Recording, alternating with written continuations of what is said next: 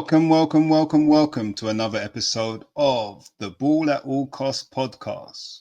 This is the Academy series. This is our second one, I do believe. And we have our esteemed and established panel here of Dan and OC. And we also have a special guest in Kat. Kat, actually, do you know what? Ladies first. First and foremost, you are actually our first female guest on the show. So round of applause to you. Welcome to coming into the lion's den, if you like. I know you're a brave lady. I know this won't intimidate you in the slightest, but welcome and thank you for being our first female guest on the pod. How are you doing? How's your day and weekend been? Pleasure to be here. And no football this weekend, which has been quite odd. I can't cope without football, to be honest. It's been a bit of a quiet one. Well, I'm sure this will be one of very few, so enjoy it. Exactly that. Good. Martin's joining. How are you doing, OC? I see you've got a medal around your neck, is that? And a trophy in the background. Is that like product placement or is that a real one? What's going on there? It looks kind of small from back there, but if I bring it closer, the scale of this trophy, oh my gosh. Yeah, talk us through that. Well, how's your day been? How's my summer been, more like? So, I've managed Tigers underage yellow, and the boys have been on a journey since under 6, and they're used to winning tournaments. So under 6 they won tournaments, under 7s they won tournaments, and this summer's been different. We have, I think we can be maybe 5 or 6, and semi-finals, finals, losing on penalties. It's been heartbreak all summer. And today was our very last tournament that we're going to be having because some boys have been signed and other boys are going elsewhere. So for this group, it was the last chance that they had. And my tournament, our home tournament, and ordinarily teams might handpick who they put into the competition. But today, like, the competition was fierce. Like, we brought the heavy hitters in. Yeah. Loads of Cat 1 players there, Cat 2 players there. Started off the day very well with a nice 4-1 win. And then second game, after an hour and 20 minutes break, it was... oh, wow. We lost 6-2. So everyone's scratching their heads, looking at one another. And I just said to the boys, listen, we need to win, and we need to win heavily. And...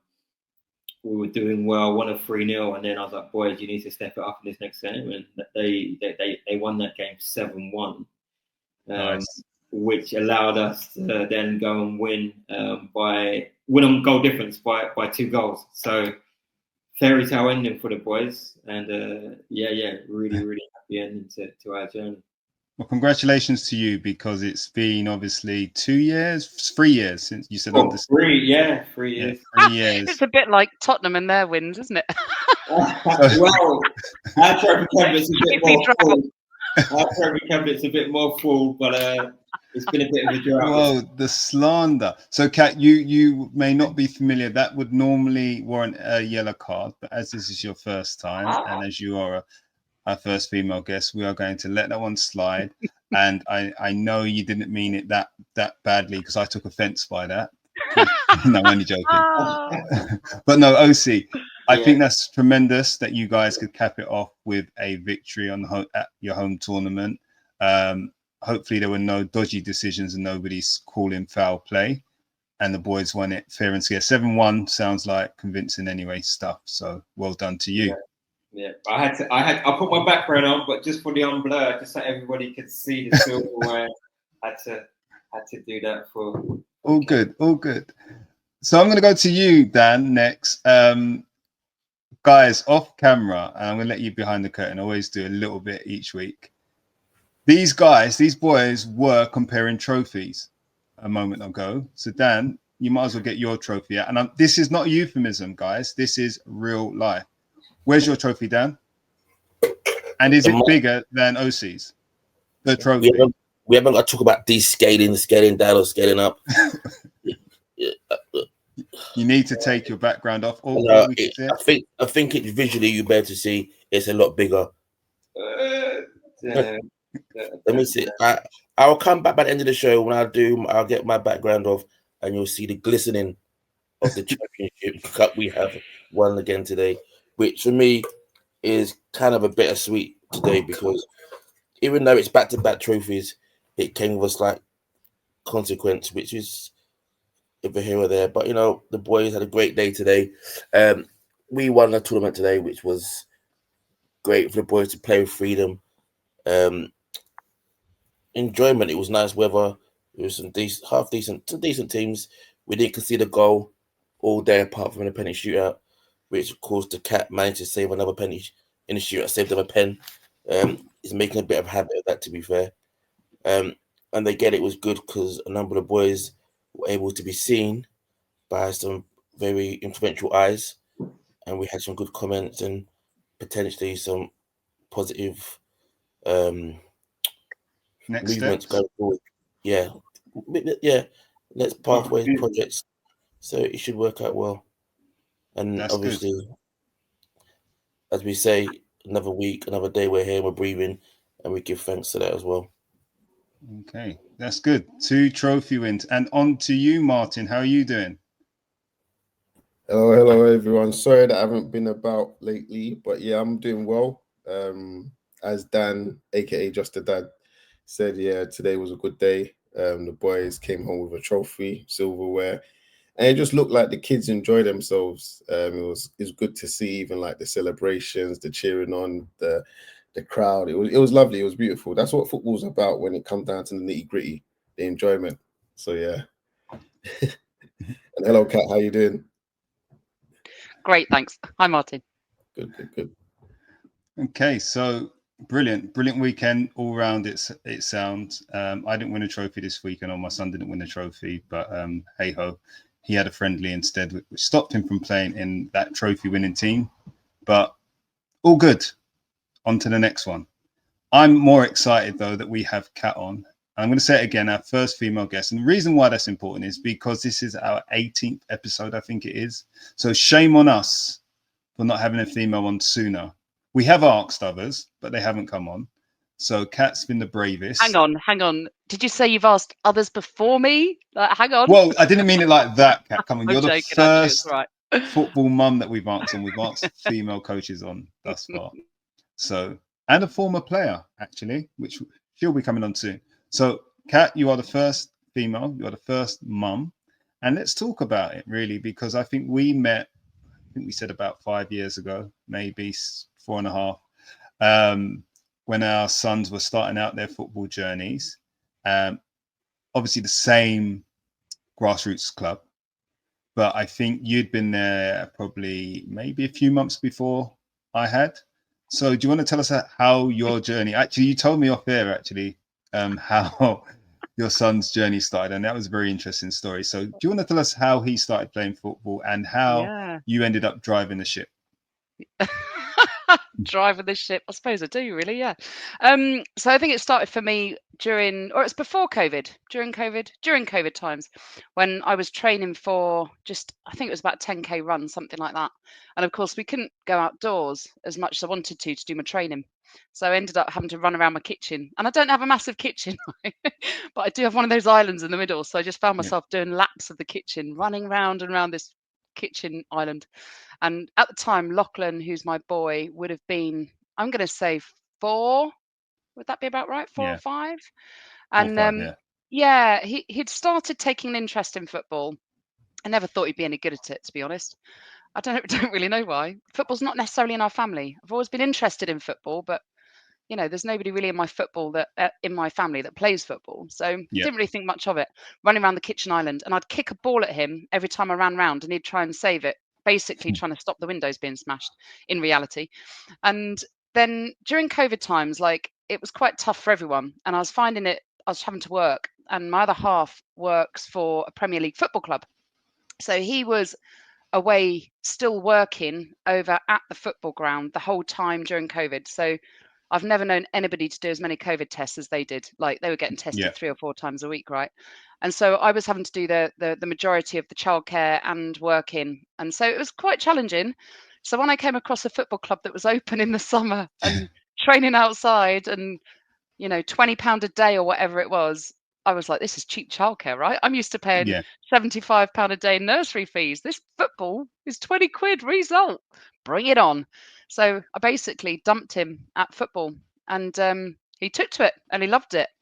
But interestingly, when he first started playing, he was outfield, as a lot of the kids are, 4 or 5. They haven't really necessarily found their positions. So, yeah, he was outfield, but he was also, oh my God, he'd go in with sliding tackles, both feet, and wipe out every child that he came Yep. into contact with. He was dangerous in the sense of, like, his personality was very bright, but he would just take every child out. So at the time, the coach was like, do you know what? Lachlan, try and goal, have a go in goal, and he went in goal and absolutely loved it. So I'm taking all credit for his goalkeeping abilities, obviously, having trained him in the kitchen. But in reality, that's how it started out for us. It was cheap childcare. It was across the road, so I just had to walk him there and walk him Yeah. back. So it was easy and it was cheap, and he loved it. And he kind of Brilliant. got him out of my hair for a while, so I'd get some work done. So that's where our football journey started. I never ever imagined where it would go and what would happen next, but it's, you know, that was kind of where it started initially. So I didn't know that. I knew about the kitchen. I didn't know about the childcare. I didn't know about a certain club bending potentially the COVID rules. No, but no, no, hey, no. Totally didn't bend them. That was when it oh, was allowed. that was legal. When, Okay. yeah, it was yeah. When music. you're, oh Right. my God, no, they'd never have done that. No, that was all above board, and when they were allowed to go outside. Oh, So because of yeah, course that you was said great. outside. Yeah, so that makes sense. That makes Yeah, sense. yeah, yeah. That's brilliant. And then you said a coach put him in goal, and he Mm, took to it like a duck to water. yeah, It yeah. looked like he'd been playing goalkeeper or been in goal ever since, I don't know, birth when I saw him. And he didn't want to go back out on field because I know he plays out every now and again. Mm. But how did that happen? What were the conversations like? It's like I said, I think he was too dangerous to play outfield. I think he was a liability, if I'm honest. But he loved it. He absolutely loved it. But I think, I don't know whether I'm fair to say this, and I know Dan's got a footballing boy who also likes playing in goal. You have to be a little bit bonkers, I think, to be in goal. I was And coming to that yeah, Lachlan is definitely a little bit bonkers. So in a good way. in a good way, yeah. He has fun with it. And if I'm honest, I think when they're that age, there's not that many kids that want to go in goal. That was my Yeah, experience. So you'd have a huge amount of kids trialing or trying to get a position playing outfield. A lot of them wanted to be strikers. There wasn't so many that would be happy to go stand in goal and get balls whacked at them. And if I'm honest, again, quite often you don't get a huge amount of goalkeeping training at a young age. yeah, You tend to get a lot of outfield coaching, but not so much in goal. So there's definitely a lot less people, a lot less lads, girls from the younger ages that are in goal. So I think he kind of stood out a little bit quite early on just because he loved it. And if he got a ball in the absolutely loved face, it. he would jump Yeah, up and laugh and, you know, then do a scorpion and, you know, be dancing in the goals. So like he just had fun with it, I yeah. think. I think you're right. I think the little bit crazy in a good way, in the sense, like you said, he was brave. He didn't care if he got a whack. He Yeah. loved a save. He loved to have fun. He enjoyed himself whilst in the sticks. Mhm. And yeah, he used to bring the ball out and dribble because he could play out in field, and he's got a wand of a left foot. So I think when I saw him, he was a ready-made goalkeeper, and it didn't surprise me that he progressed and started gaining the interest of pro clubs. And what was that like when that started to happen? Because I Mm. guess you didn't go into it No, thinking my boy's going to be signed. I'm going to get my boy signed. He's going to be playing football no, from two, dribbling around cones. It wasn't that for you guys. And I know not your at all. No, husband, and he's so chill that he definitely wasn't saying my son has to play football. So, and you weren't either. So, no. how did that happen? How did you feel about it? What was going on? And what was the adjustment like? It's a really good question. And the honest truth is hesitant. I know there's a lot of people that are really keen. I was going to use the word desperate, and I think that's really unfair. Really keen to get their kids into an academy or you know, get them into kind of a well-known club.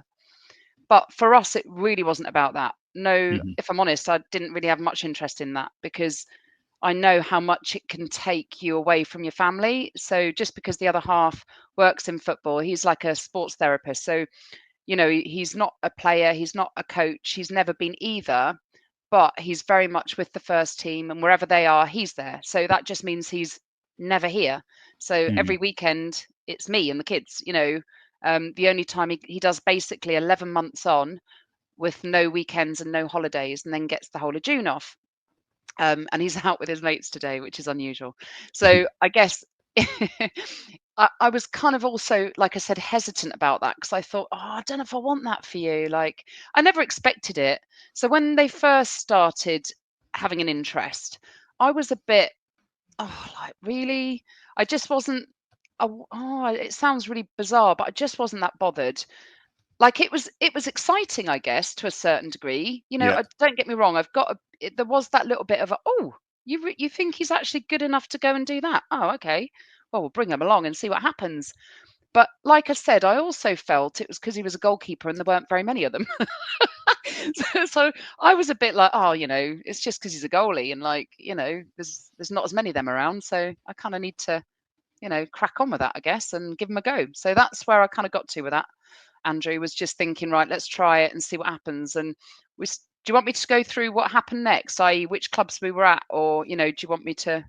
Yeah, no, I was going to say, one thing I was going to say is that I think there weren't a lot of goalkeepers around, but in a way there were, in the sense that I guess at the Grassroots club, he stood out for sure. I think within his age group, the age group above, he was probably one of the best goalkeepers in probably, if you look at a range of 3 years or so. So he stood out. But I guess as you started playing in the Echo, you saw other clubs did have good goalkeepers, and there were, but he was still a very good goalkeeper and in the top probably, I don't know, 5-10% of those goalkeepers. So it's really interesting because I wouldn't have necessarily known any of that. To me, he's just my boy. I would never necessarily, like, I know you're not ranking him, but I just never saw him like that. It was just Lachlan and he just had fun. And that for me was like the most important thing. I was like, and actually you become quite friendly with the other parents and the, you know, from the grassroots teams. So for me, it was a social. I loved going and standing on the sidelines and talking to Andrew and others, you know, just catching up on life. And he enjoyed playing football. So for me, that's kind of what it was about at that stage. And certainly, and that was one of the things I should have said in your intro, actually, one of the most friendliest parents in the game. Oh, thank you. And I say this as well because, Kat, when some parents, when their child signs for a Cat 1 academy, they can change. And even though you kind of move away, which you have to, right, because you're no longer at the club, I think whether you made a point or whether, I don't think you made a point. I think it was just who you are. And because you made genuine friendships, you still remained in contact and close with others. And hence why you're on the pod today and why you were happy to jump on, etc. So testament to you, testament to your husband and Lachlan. I'm going to open the floor up before you move on to talk about which clubs and what that meant to you guys as a family. And then we will move on to talking more about the academy. So I think Martin has a question. Hi, Kat. My question was that you mentioned something about being at Grassroots and the parents being nice and everything. And has that changed when you come into like an academy where it's more competitive and everyone's not fighting, but everyone wants to be retained and not get released? How's that atmosphere with parents? And Martin, can I hold that question? You're jumping ahead. You're jumping ahead a little. Kat's going to go into some of those nuances. And if she doesn't touch on it, bring it back in. Cool. Yeah, that was my question. Yeah. Sorry, fella. Anybody else? That's a good question. Did you see Kat's face? So, Kat, as nobody else has got another question. Go for it. No, go for it. I might have missed some technical problems, so I might have missed a bit what Kat was saying. But obviously, Kat, we've known each other for a little while. And I don't like saying this because I think he's just a unique character. When people say Lockie's crazy, He's not a crazy one. I think he's a unique character, which comes with a lot of personality. I like it. But I think knowing Lockie for a long while now, and before I actually met Lockie, everyone kept saying this boy called Lockie, he's a one of a kind, and he's probably one of the best unsigned goalkeepers yet to be signed across the region. Yeah. And I'm like, being my son, who is this little boy? What do you mean best unsigned goalkeeper across the region? Have you not seen my son play? Yeah. All right. And so I got two parts of a question. So it's kind of, from my part as being another goalkeeping parent, it was like hearing about this boy that had so kind of a eccentric but encapsulating personality. Yeah. And you being his parent, how have you dealt with that? And it comes with a lot of attention because he's not just a nutty boy that throws himself around the pitch and the goal. He's actually a very good goalkeeper as well. Yeah. So how do you deal with that? And then how have you managed? Because Lockie's not a stupid boy, and our boys are not stupid. They hear the plaudits how great they are. So how do you manage to keep them kind of grounded and understand that this isn't all what it is, and people may say things, but you have to also understand that there's going to be bad times, and you might have a bad game, and people might have a different opinion of you, but ignore it and just keep doing what you do because you are Lockie, and we love you anyway, regardless of what. Yeah. Okay. So where do I start with that one, Dan? Crikey, that's like the longest question in the world ever.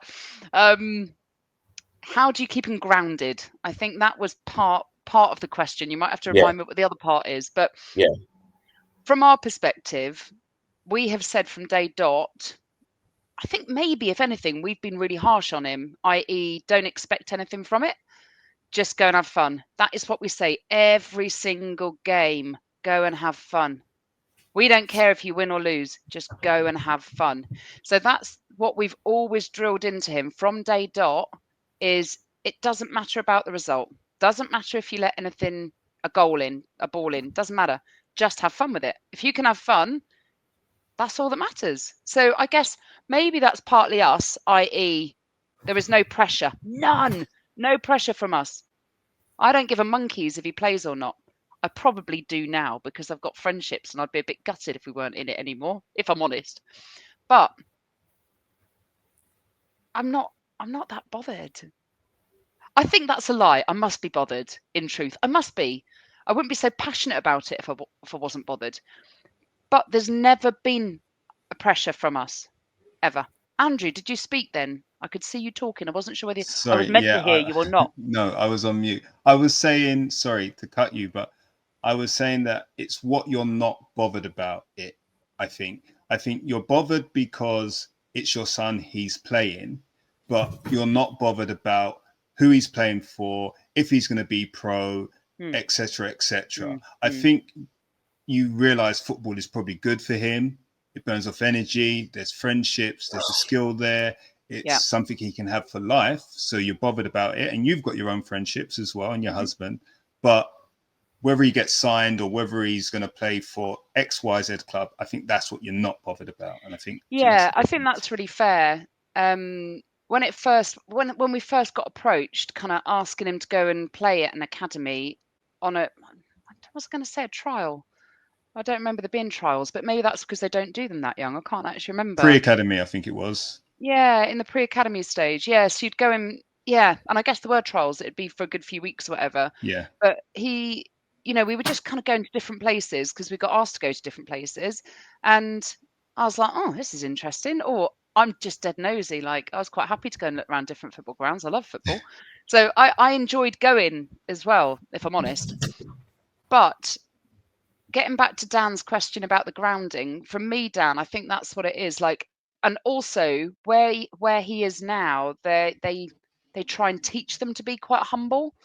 That is part of their kind of values for the kids that they try and kind of bring in. But I know we'll probably talk about that in a little while, so I won't kind of go into any more about that at the moment. But Dan, does that answer your question, or was there anything else? I feel like there was another part to it that I might have totally overlooked.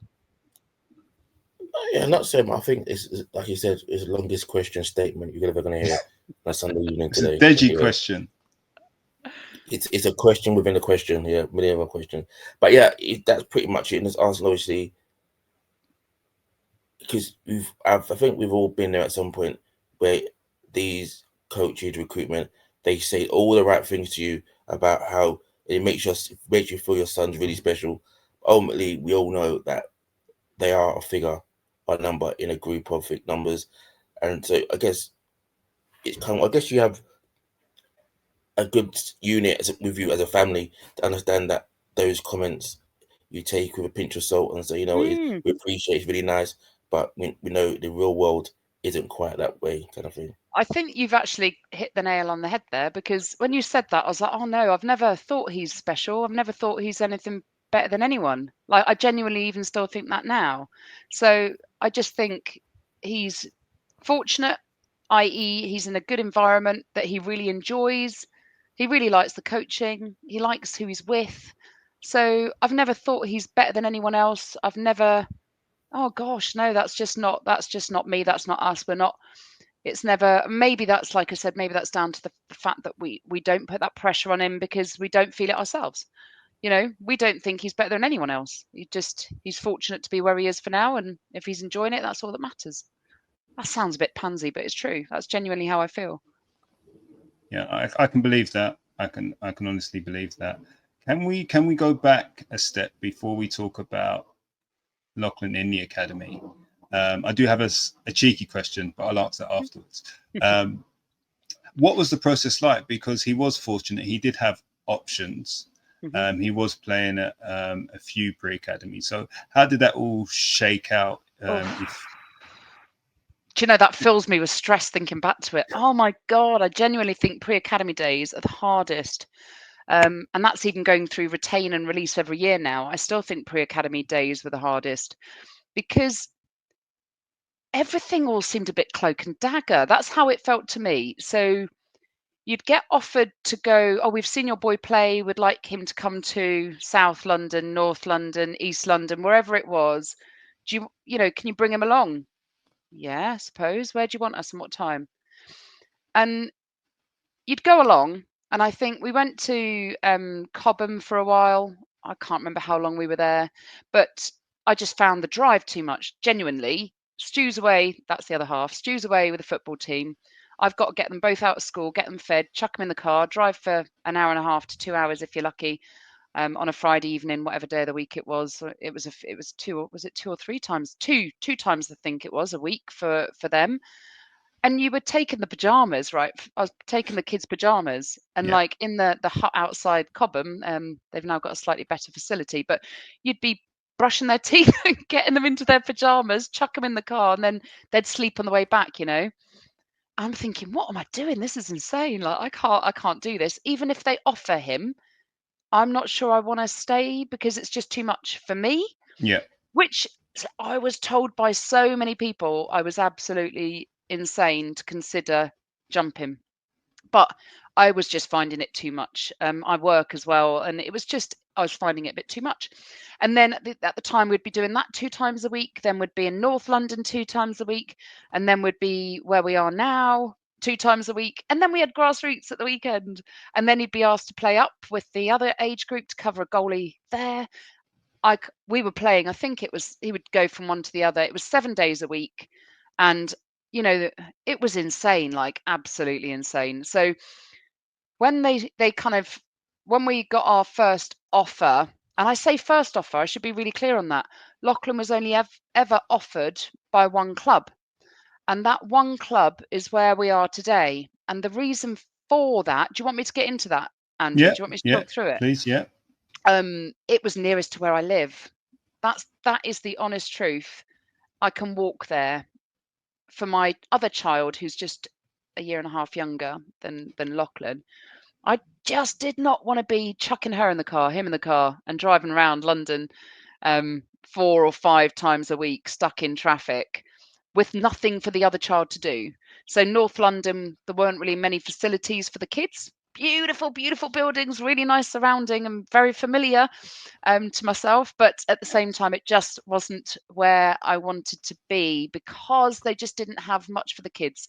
There was nothing really nearby. You couldn't go and take them swimming or gymnastics or whatever, right? I know that sounds insane, but for me, I was like, I just It's not can't insane be. at all. I can't be doing that journey. And then, like I said, South London was 2 hours each way, and that was just too much. So for me, it was about the location, and it was about my family life, and it was about my other child. And where we go now, we walk there. I can pick them up from school, and it takes me 3 minutes to walk from one to the other. 3 minutes. Yeah. That is just what it was about for me. Plus, I really like the goalkeeping academy where we are. It's just a really nice, friendly, non-pressured environment, is my opinion of that. So it was just a really nice, caring environment. And it is an interesting one, Andrew, when it comes to offers and things like that, because some clubs offer early to try Yeah. and get you early. So you sign like I don't know if this is something I'm sure you guys must be aware of. They'll sign you like, I can't remember what it's called now, but it was like a pre-contract signing, Yeah. something like that. So when the official signings can only happen at under 9 in May, I think that's right. Yeah. They will come in the November before, or whenever it was, and say, look, we know we want your child. Would you do a pre-signing with us, which means you can drop everything else and just stick with the one club? And then you think, do you know what? Actually, drop in all the others, not having to do all of those drives, because when you're in pre-academy, your concern is always, oh, if I drop them, they might be the only club that offer. So then you're kind of cutting off your nose to spite your face. There was I heard that from a lot of other parents. Again, we were perhaps a bit too chill. So, but when we were offered in the November, I was like, do you know what? It's really good for my family here. This is Yeah. where I want to be. It's easy. I don't have to drive. I can walk there. Like, it works for my other child. I can take her swimming. I can take her gymnastics, play dates with their mates. They live in the houses next to the academy, right? It's just Yeah, easy. of course. It's So for and me, no brainer. yeah. Sorry, Kat, I just want to add on to that. I remember meeting you at one of those pre-academies. We're both there at the same time. And Lachlan had a game for said a pre-academy, but it was away. I think it was Derby. And just to reinforce the point you're making, when I was speaking to you, you were like, yes, we're driving up tonight. And this was a Friday. We're driving up tonight. I've booked a hotel and I've made sure it's got a swimming pool for my daughter, Yeah. because it can't always be all about Lachlan. Yeah. And that, I just wanted to say that, because the perception might be, well, you were just fortunate and you could afford to do this and you could afford to drop this one and drop that one. But I think it's worth everyone understanding that that was kind of your mindset from a long while beforehand. And I think it's important that family comes first. And yes, if South London was the only offer, maybe you have a different consideration. Maybe that's probably fair.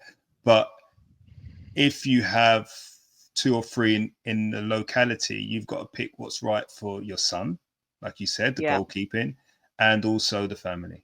Yeah.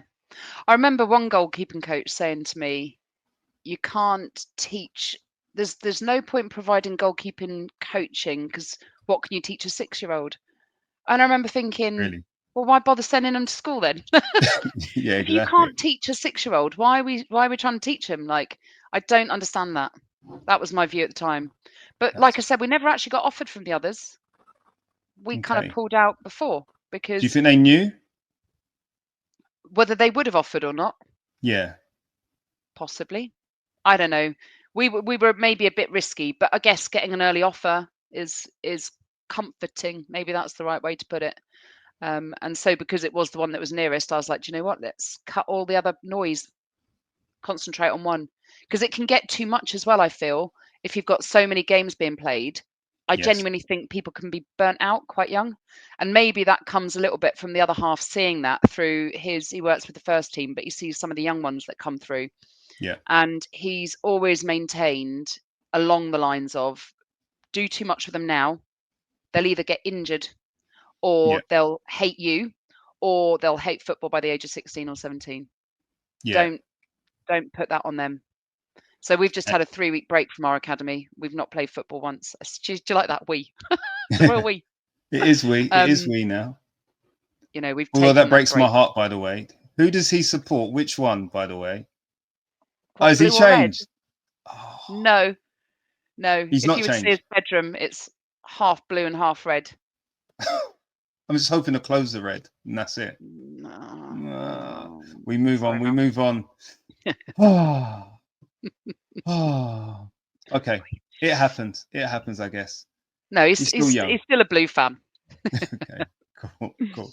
So, Kat, now we're in the academy, and we've had, by the time this goes out, we would have had another academy parent on discussing elements of academy life. This is the academy series. And I wanted to ask you, you noticed some differences between Grassroots and the academy straight away, kind of. What were they? And do you mind telling us what they were? And guys, the floor's open, so jump in. Do you This is see not me just a cringing when you conversation ask me myself this? and Kat. 'Cause Yeah, I I find know. it really difficult talking about this, just because I would love to love Grassroots, but I ended up hating Grassroots. And maybe hate is a bit of a strong word, because I loved the club we were at, and I loved most of the parents that were there. But what I hated was the sideline shouting. I'm actually, even though I'm quite an outgoing person, I'm not a huge fan of confrontation. I'm not a huge fan of shouting voices. It's just not, I just don't like it. And so Yeah. to be on the sidelines where you've got some parents that are just, what I was going to, actually, I'm going to say it, aggressive, really, really aggressive, made me really want to step back. In fact, there were times I just didn't want to go. I'd gone from loving it to almost hating it. So just let's focus on the aggressive. So is that aggressive Mm. towards their children, to the opposition, to the referee, or all of the above? All of the above. Tick, tick, tick, tick. I think, yeah. I mean, oh God, I'll never forget this. I don't know if Dan was there for this. Maybe you weren't there for this, Dan. It was a Echo League final, and I won't say how many years ago it was, because people will be able to start working out which team's which. But we rocked up at the Echo League final. I mean, I didn't even know we were in like a league, if I'm honest. You beat Didn't us in the really understand semis. it. That's what I will say. Was that right? Yeah. Sorry, I shouldn't laugh at No, that. it's all good. So we rock up to the final, and the year group above, as we turn up with all of our kids, come on boys, let's go, a huge fight broke out. What? So it was the final of the Echo League, whatever it was. Sorry, I can't even remember what it was Festival called now. Cup. Festival Cup. Something like that.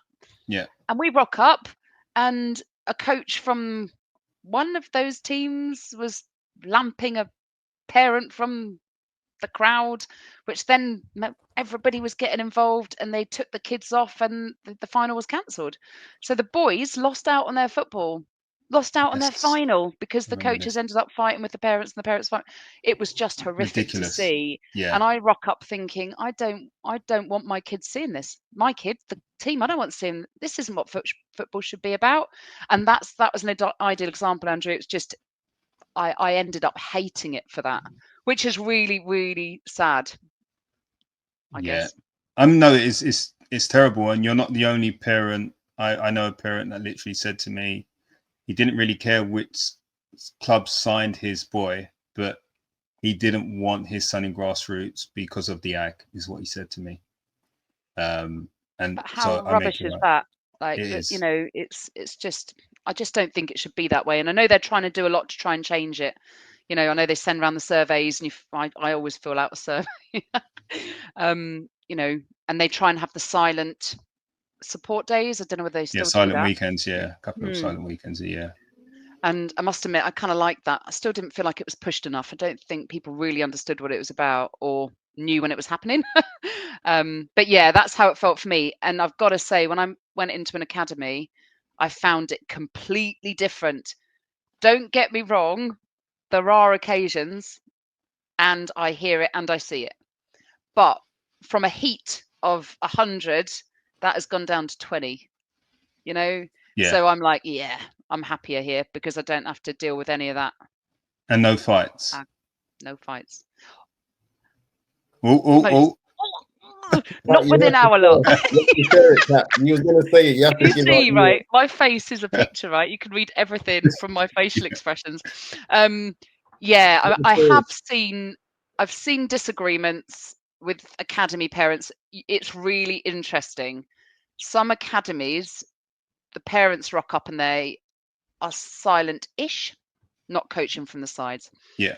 Others rock up and there's a lot. So I think it depends on the individual clubs, what their parents have been told, and what they're allowed to do. So I don't know if you'd be aware of that. That might be something some of your listeners, your viewers would be aware of, that certain clubs might have an element of a contract for the parents on not coaching from the sides. Right. You know, Tell us whereas more. others don't. So yeah, the one that I'm at, you walk around the side of the pitches and it's no coaching from the sides. You're not allowed to coach from the sides. If you do, you could be reprimanded. I was going to say I've not seen the reprimand. I've seen the coaches reprimand parents, where they'll come over and be like, guys, just stop. You're not helping. We're here. Yeah. We're trying to teach the boys one thing and you're telling your child to do another. Just stop. Cut it. And that's enough to make that parent step back. I'm also aware of an academy parent or a child and parent that left an academy situation due to aggressive behaviour at the training ground. So I Oh. think, that's quite shocking. And that was somebody within our own club, a different age group, but within our own club. Oh, wow. So it can have an impact. And I've heard from scouts that have been like, you know what, those parents are a nightmare. Avoid. How harsh is that? But to know that a child potentially might not be taken on because of a parent or parents, that's pretty impactful. Yeah, that is. I mean, like you say, it's very unfortunate on the child's behalf, because no matter what they do, if you've been, I guess, blacklisted, for want of a better expression, then there's not much that the boy can do or girl could do. Not good. I'm going to pause there for a second. I know Martin had a question, so I'm going to go back to you, Martin. Now's your time. Thank you, Andrew. No, Kat, like I said before, like my question, just to segue back, was on the topic of parents. Like you said, you really enjoyed the relationship you had with Grassroots. Does that marry into what you have now at the club where your son's at? Is it where parents are now more competitive, where they know they're maybe not so far forward in the future, but do they know that they're competing for the contract, the retainer? Like, is it a little bit like standoffish, or oh yeah, we're friends, happy go lucky sort of thing? Such a great question. In our age group, I've not really seen much competition in our group of parents. But what I'm told is that is very unusual. That's what I hear from coaches, and that's what I hear from other age groups. So Lachlan's just gone into under 11s. So what's he been? 9, 10, and now into 11s. When did he start there? 8s or 7s? Something like that. They sign at 9, right? Under 9s. That's right, isn't it? It's funny how time flies and you forget. So under 9s. Yeah. Our parent group have always been pretty chill. They're pretty friendly bunch. Dan knows our crew. They're just relatively like no ag, right? We go out together, like the women. We do a mum's night out at Christmas. When we go international tours, we all stay in the same hotel. We book it together. We get our flights together. We do our taxis together, right? We are quite close, our group. Is there any kind of competition within that? Maybe there is, but it's quite quiet, I would say. I've never heard it. I've heard it in the other age groups. So I'm aware of some age groups within the same academy where they are beyond competitive, and not quite so well gelled. So I think maybe, I don't know whether it's fortunate. I'm not sure whether it's fortunate or whether it's like, just because, we're a friendly bunch. I don't know. Dan, you might be able to come in on that one. There's me trying to get another voice in here. Did you hear the question, Dan? I've just thrown you under the bus. Dan, Sorry, you Kat, with us? my mic's messing up. Can you ask me again, Kat? It cut me out. Yeah, sure, man. What I was saying is, the group of parents that we're in our age group, the question was along the lines of, is there like competition between those parents? And I said, actually, our group of parents are pretty chill. I wouldn't say there's much competition between any of us, but I certainly am well aware of it within other age groups within the same academy. I think I'm gonna kind of speak for you, but not for you. I think being a goalkeeping parent, yeah, the journey and path is slightly different. So I don't think you're gonna feel or experience that cauldron of heat or the anxiety. Cauldron of heat. Because I've seen it. I've kind of been around it. I know what it's like. The anxiety to wonder where your boy fits into that group. It can be a lot, and I get it. And again, on the flip side, I hear I've seen it on that. I still have really good relationships with parents that when we was there, and one of the parents I speak to on a regular basis still that till day. I speak to him probably 3-4 times a week. So it is a different kind of environment. It's I guess it speaks volumes in the fact that the mission statement, ethos, the values of being a family focused club, it really is at that stage. They do try and embed a community of family, and yeah, like our age group, it felt that way. Like even during the pre-academy going away, we were booking hotels in the same hotel and traveling together, just have that whole experience. And the boys are really close, and so yeah, it is. And I've been to other clubs, and it's not so much that way. But I think where you are with your boy, and you've been there for a little while now, you've kind of got a nice tight community, family kind of vibe going on. But again, being a footballing parent, Kat, and I will speak for you, but not for you. I don't think you quite will experience the heat of what it's like, because I believe it can get way. It is hard. And they may not express it openly, but I think internally when they go home, those emotions and anxieties do kick in. I think sometimes you will. So we had a situation where our boy was maybe playing. Let me step back. In a previous year group at that academy, it was all about equal game time. So, you would all be on for the same amount of time, and it was monitored, right? And then changed age group, and suddenly I remember we've got 3 goalkeepers in our academy, right? And so one goalie would get a whole game, right? And the other 2 would share. Then they'd swap it round to make it equal. And there was a time when Lachlan went, I don't know, I'm going to say 8 games in a row without getting a full game. So he shared 8 games, and you're like, oh, well, what's going on here? What is he not playing so well? You do start to doubt when you see differences, and that can cause a little bit of unrest. Like I went and spoke to the goalkeeping coach, and I was like, actually, the only reason I went and spoke to the goalkeeping coach is because Lachlan got quite upset one day when we were talking about the next game, and he was like, well, why am I sharing again? I've shared for 5 games in a row, mum. Like, I don't understand why I'm having to share. I was like, oh, I don't know. Kind of a little bit oblivious. So I was like, oh, I don't know. I can ask if you want me to ask. In fact, I said that, and then I told him to go ask. I said, actually, Lachlan, go ask. It's your game. It's your academy journey. You go ask. And he was like, oh, okay. So he went and asked. And they went, oh, Lachlan, so sorry. Taking my eye off the ball, been really busy with the other age groups, totally missed the fact that you've shared the last few. Sorry, mate, we'll sort it. And that was it, right? But at the time, I thought it was more than that. And so I can see how unrest can happen if you've got certain boys that are playing more than others. And that does happen, right? And as you get older, it becomes a little bit harsher. And then they start saying, do you know what? We want to win this. They've always been about equal game time, this particular academy. And then they'll be like, do you know what? We want to win this international tour. Therefore, we are going to play our best team. And that means your child might not get as many minutes as the other. Just be aware of that. At least you know. You know, at least there's no surprises. Whereas with some clubs, what you might find is you don't get a lot of feedback. I hear that a lot from other clubs. Don't get anything from the coaches, especially pre-academy. Once you're signed, you get a bit more. But when you're pre-academy, you've got no idea what's going on because nobody talks to you.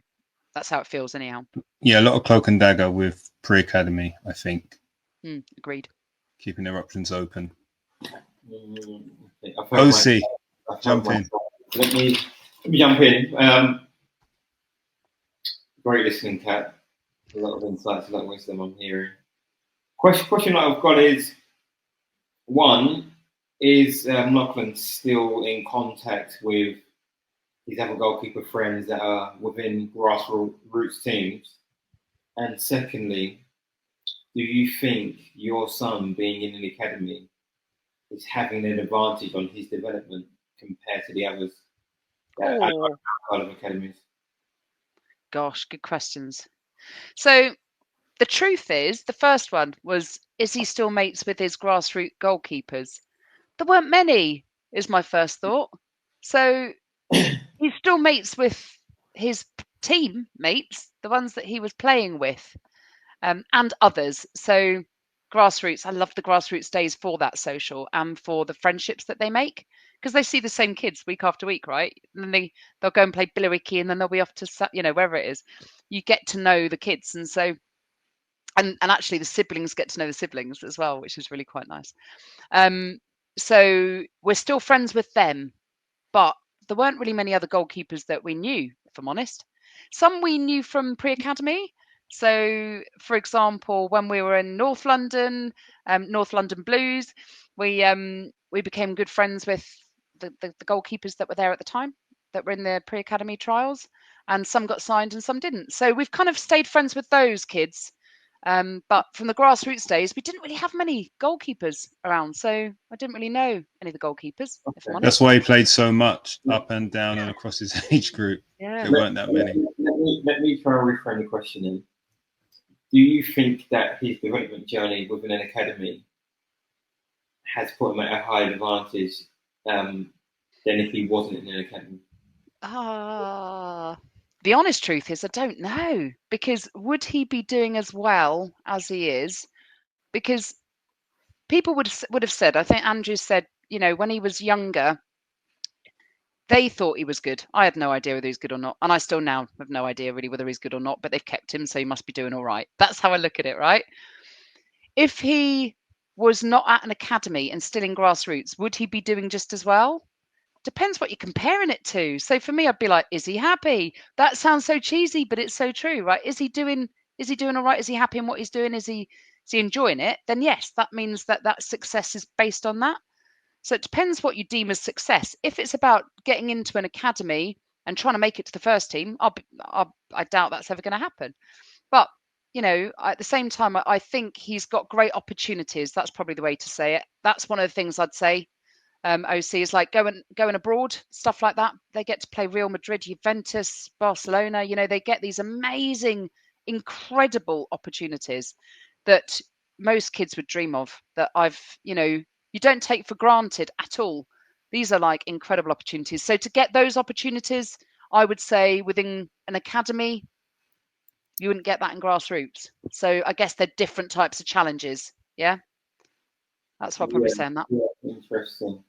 I think not all academies have those opportunities. So I take it that your boys at a top academy. My nephew just came back from Holland with his academy, top Cat 1 academy. So I think those opportunities are great, and certainly not ones that you get in the grassroots. Question, I'll pass over to someone else in a second, but you touched on something earlier, which was about him doing 7 days a week, being from pillar to post, here, there, and everywhere. And also your husband saying that he's seen the journey and kids that come through that do a lot. How much football is your boy playing? Does he do extras outside of academies? No. So again, I don't know if this is something I'm sure you guys will be aware of, but some of the academies don't allow or don't like you playing outside as well. So And again, this might be dependent on the coaches, right? So we've been there a couple of years, well, a few now. And one coach, for example, was like, do what you like go and have fun with your friends. No worries at all. Play what you want outside of football. If you want to go and do individual coaching, no worries, do what you want. We didn't, just because probably my other half, Stu, was like, nah, he doesn't need it. He's got enough here. Like, it's just going to confuse him going to another coach. That was his view, right? He was like, I've seen kids that have come through that then get injured. Let's not go down that route. What we're getting from the academy is brilliant coaching. So let's go with that. Then there will be other coaches that will say, don't do anything else. We don't want you doing any coaching outside of the academy system. And some parents chose to ignore that, but I'm a proper rule abider. And so I was like, oh, I don't want to get into trouble. I'm not going to go and let him play anywhere else.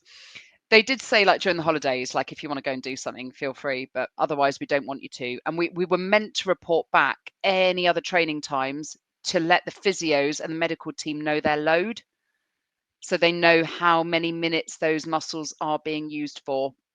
Again, I would be amazed if anybody was doing that. I don't know if they did that or not. But like I said, we chose not to. Over this weekend, I've had 3 requests for Lockie to go and play in goal for different clubs. And I don't know that I knew any of the people that have contacted me, just saying that they need goalkeepers for tournaments this weekend. We said no to all of them, just because their dad doesn't get a lot of time with them at weekends. This is his only month where he has weekends with them. And he felt it was too hot as well, so he chose not to. So we said no to them. Whereas if that were me, I'd be like, yeah, crack on. If you want to play, go play. So I feel like Stu is like the sensible one, and I'm the one that's a bit more risky, is probably fair to say. But I will step down because he knows more about football than I do. Yeah, I think the context, I don't know if it needs to be, but it might be slightly different for outfield players. But there's a culture of no days off, and there's a culture of he has to go and do the extras, because if he's not, the next person is, which means that they're going to be put behind. So my boy is 8 years old. We've just come at the back end of the under-8 season. And obviously, I'm sure you'll know the under-8 season is crazy. And I'm just seeing kids that I know, kids on Instagram, and they're training every single day. And they're eating in the car, and they're waking up for school, and they're tired. And I'm almost asking you to deliver a message. You don't need to, but I'm almost like, you know what, just take a step back and allow your kids to breathe a little bit, because they might be top of the shop now, and they may well be top of the shop when it comes to be 16 and 18. But I think there's a detriment to kids playing so much, so young. There's kids that are playing back-to-back tournaments yesterday, today. And I just think I remember it. Yeah. It's crazy. It is. And like, I do think there can be, maybe not in every case, but I do.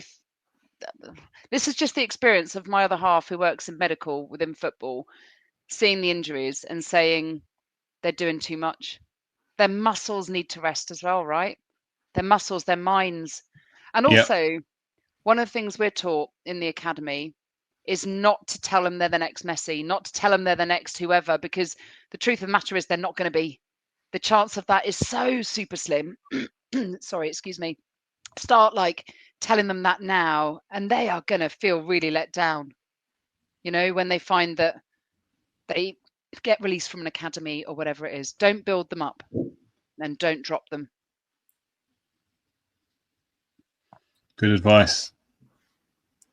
Martin, did you have another question for Kat?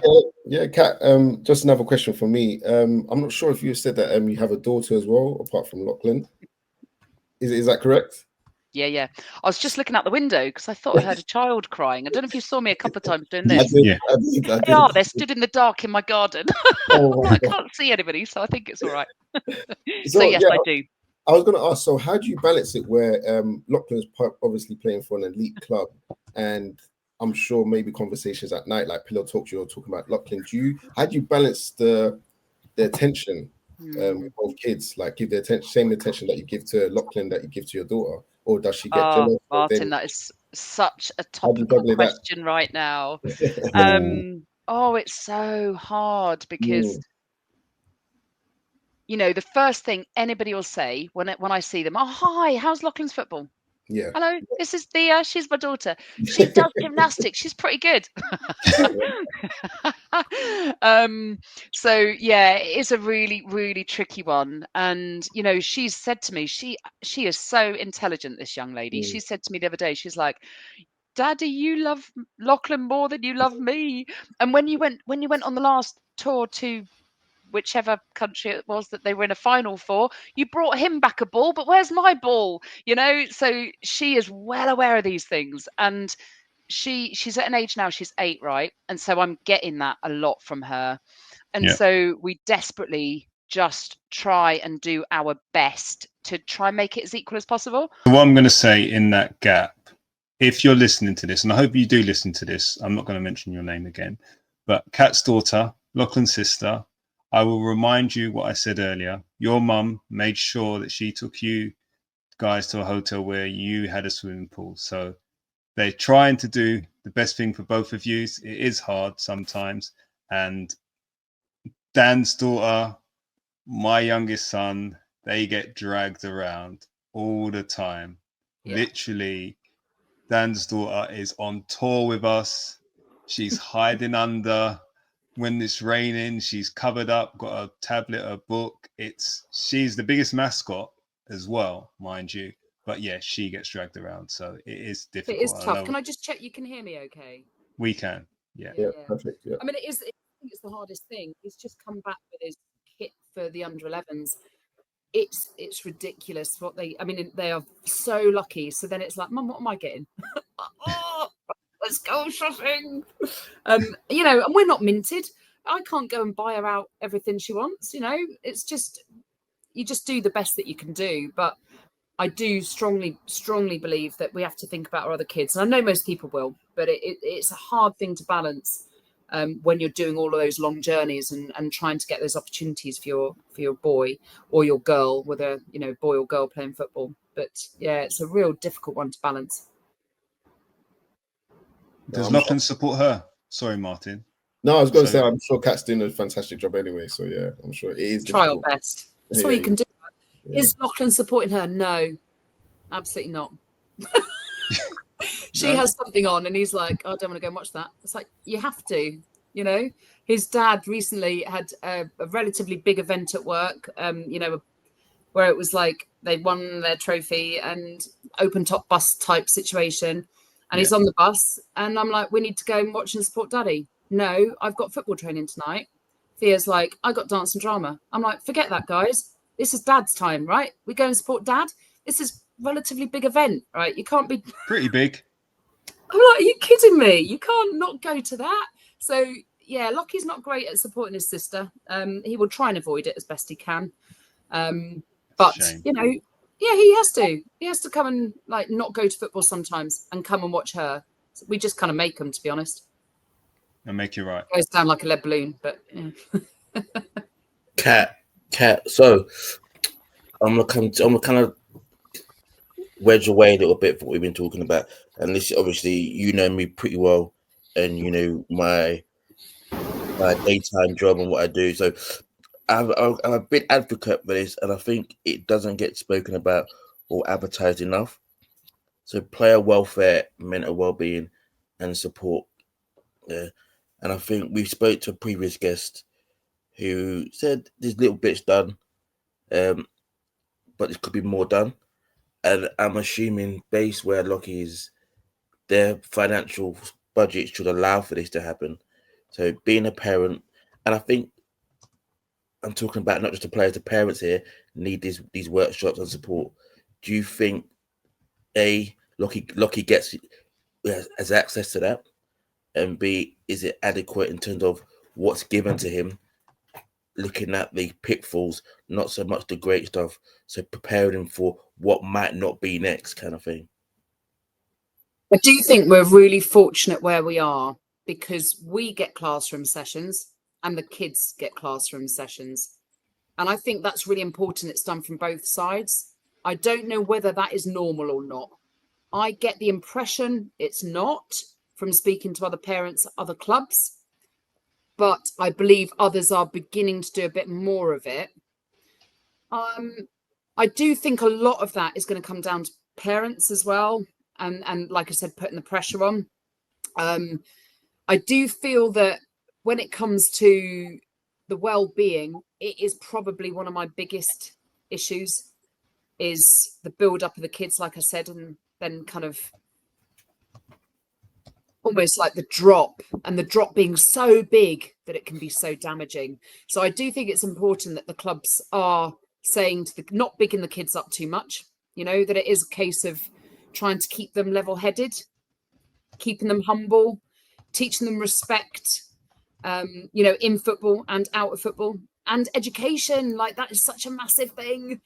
And we are kind of getting to the point now that they do a lot for the education side as well. So if your kid isn't doing so well in their education, they can step in. They speak to the schools regularly to see if they're optimizing, working at their best.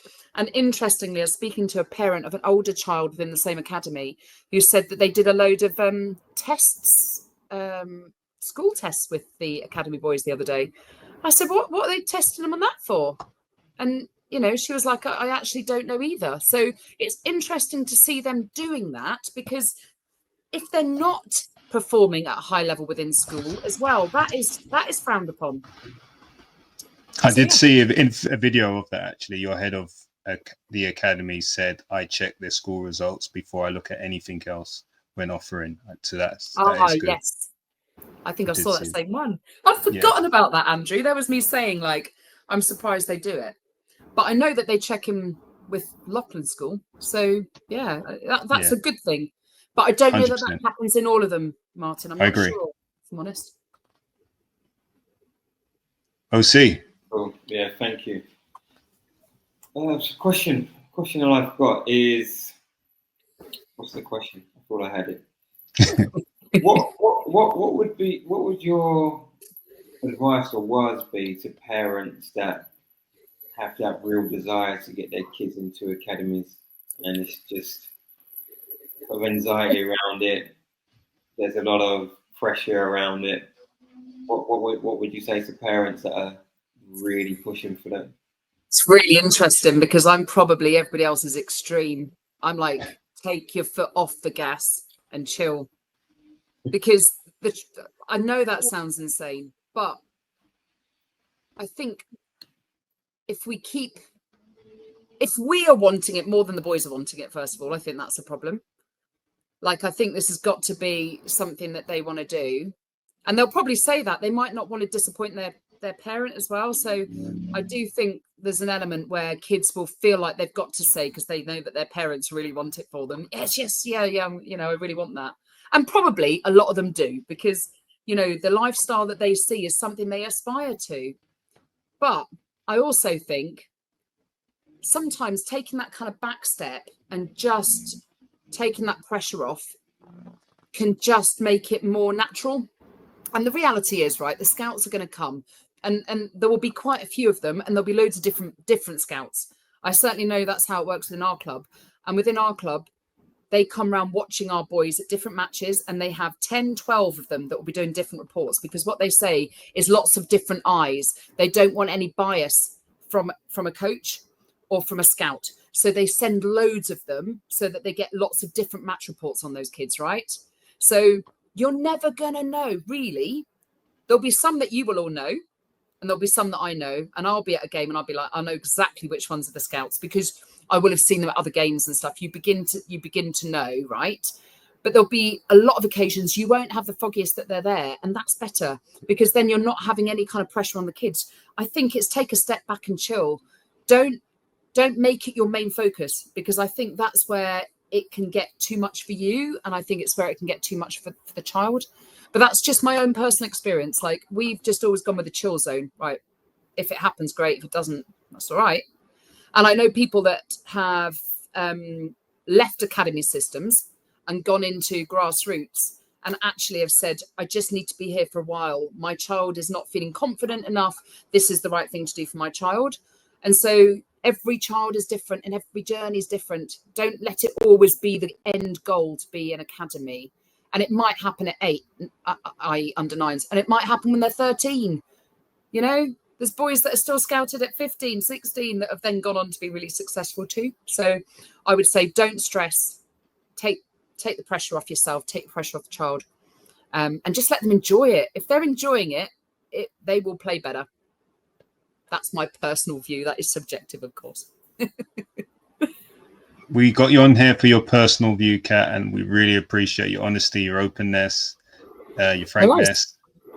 And it's been fun. It's been good to catch up on a podcast as well, although we did catch up earlier in the week, but it was good to catch up and hear more about Lachlan's journey and the journey in the academy life from a parent's perspective in our academy series.